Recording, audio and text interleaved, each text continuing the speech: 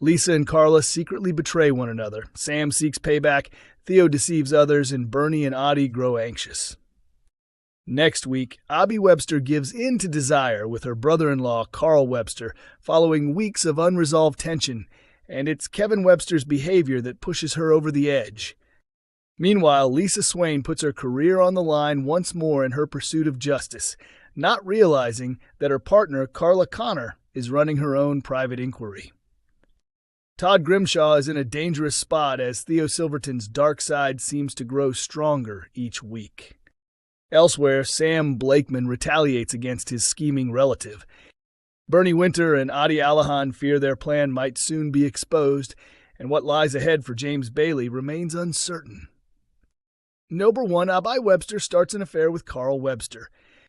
Abby lashes out at Carl for stirring up chaos, while he struggles to confess that Kevin has been dishonest about his illness. Later, a tense Abby shares with Tyrone Dobbs her plan to tell Jack that Kevin's treatment has failed, prompting Tyrone to reveal that Kevin is, in fact, healthy. Abby then challenges Kevin, who admits the truth and explains that he faked his cancer in hopes of stopping her from choosing Carl over him. Devastated, Abby can't even face Kevin, storming out of the house and straight into Carl's embrace. Though Abby declares she's finished with Kevin and shares a heated kiss with Carl, her heart may not be completely made up. Once again, Abby confronts Kevin, who confesses he believed pretending to be ill was the only way to keep her from walking away with Carl. Unable to face Kevin, Abby walks out and finds comfort in Carl's embrace. She claims her relationship with Kevin is over as she shares a fiery kiss with Carl, though it's clear she hasn't fully made up her mind. Later, when Kevin shares some news, Abby hides her heartbreak while Debbie Webster urges Carl not to walk away. Will Carl stick around, or has his romance with Abby truly run its course? Number 2, Lisa Swain goes rogue as Carla Connor makes a secret prison visit. Lisa confesses that she deliberately avoided her scheduled therapy appointment, choosing instead to spend time at her late wife Becky's gravesite, as the following day marks what would have been their wedding anniversary. When the significant day finally arrives, Lisa finds herself emotionally overwhelmed. Despite visible signs of distress, she brushes off Carla and Betsy Swain's concerns and pushes herself to attend the rescheduled therapy session. During the session, she experiences a moment of emotional clarity and makes meaningful progress. Speaking openly with her therapist, Dr. Floyd, Lisa reveals a troubling suspicion that Becky's death may not have been as straightforward as it seemed. She begins to question whether Becky may have been involved in something unethical, even corrupt. Fueled by these doubts, Lisa later breaks protocol by sneaking into D.I. Costello's office, where she conducts a secret search through his emails, looking for any mention of Becky Swain. Her anger flares when she discovers that Kit Green has already submitted a request for access to Becky's confidential case files, apparently without her knowledge or consent. At the same time, Carla makes her own covert move by visiting Logan Radcliffe in prison.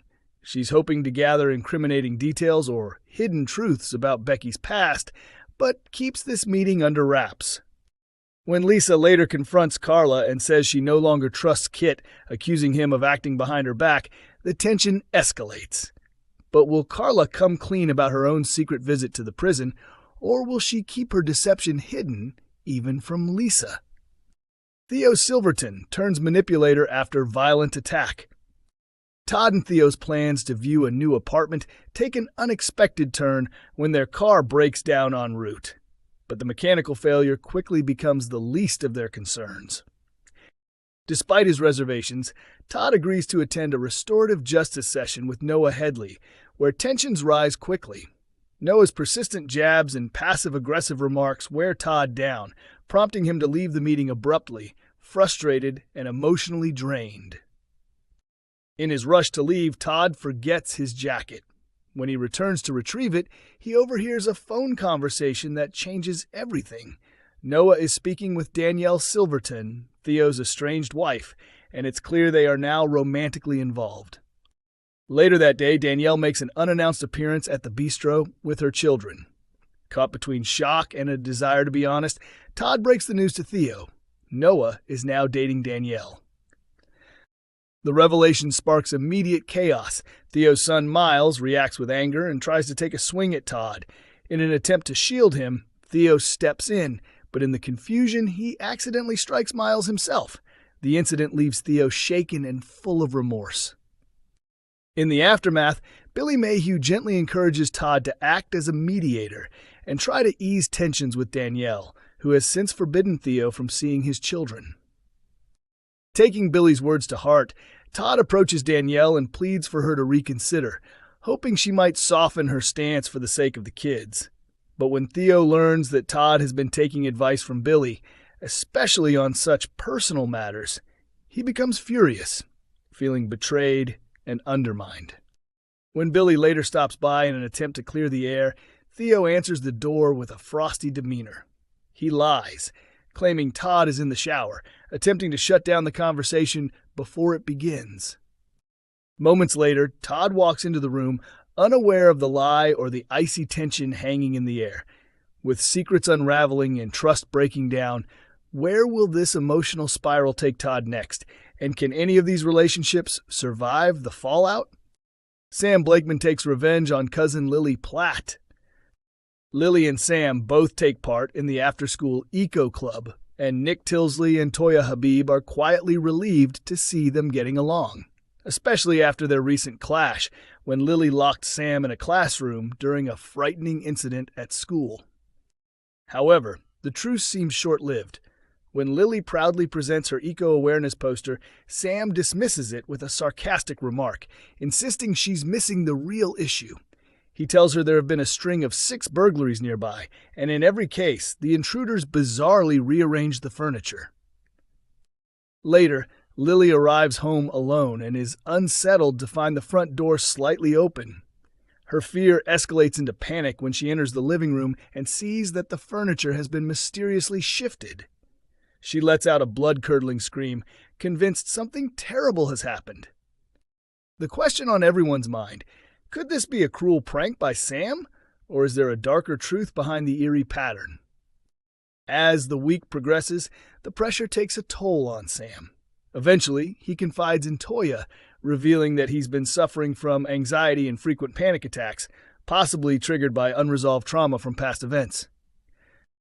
With the truth finally coming to light, the focus shifts from suspicion to support. But the question remains: can Sam face his inner fears and find a way to heal? And as Lily tries to make sense of her own fears, will the fragile friendship between her and Sam survive this latest twist? Number 5, Bernie Winter and Aadi Allahan's plan is foiled. Dev Allahan announces that his Aunt Ronnie will be attending the wedding, and will be expecting to see her financial contribution used wisely. Bernie and Aadi attempt to appear calm, though they're clearly rattled, since they've been keeping something major from Dev. Aadi staged the break-in at the shop to make a false insurance claim, hoping to ease the burden of their growing debts. To make matters worse, Aadi had failed to keep up with the insurance premiums, meaning there's no payout coming their way. It's becoming clear that Bernie and Aadi are banking on Aunt Ronnie's generous gift to dig them out of financial trouble, all while trying to keep wedding costs to a minimum. Meanwhile, Dev, unaware of the chaos brewing, asks Aadi to be his best man, only to be caught off guard when Ronnie shows up earlier than expected. Trying to win her over, Bernie puts on an exaggerated upper-class accent, but the situation quickly sours when Ronnie reveals she'll be closely monitoring how every penny is spent on the wedding. Suddenly under new pressure, Bernie and Aadi find themselves scrambling to come up with a new plan.